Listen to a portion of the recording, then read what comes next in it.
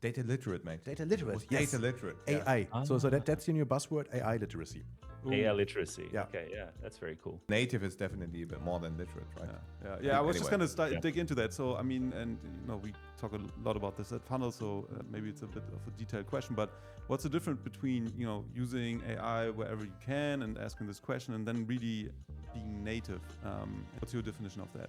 And when will we at Funnel kind of realize whether we are AI native or not? Do you have a more specific definition of that? Yeah. So I think AI enabled versus AI native. I think that's kind of the two sides, right? Mm-hmm. So the enabled part is just where you use it like any other tool to kind of help you in day-to-day life. So I think we've been doing that for a while now, actually, ever since ChatGPT came out. Like everyone is using some sort of a chatbot or some kind of a tool out there, generally speaking.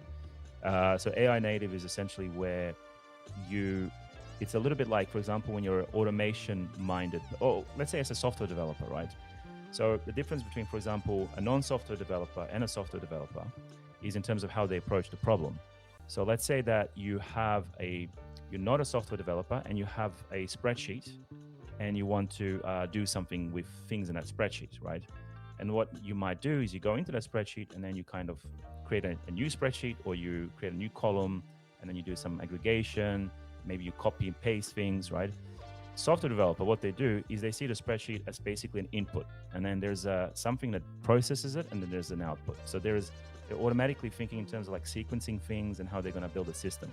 So that's a little bit like with the AI native. It's like, do I copy and paste this into some AI tool to get some output and then proceed from there?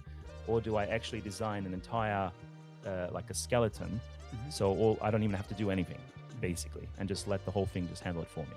So that's kind of how I see the difference.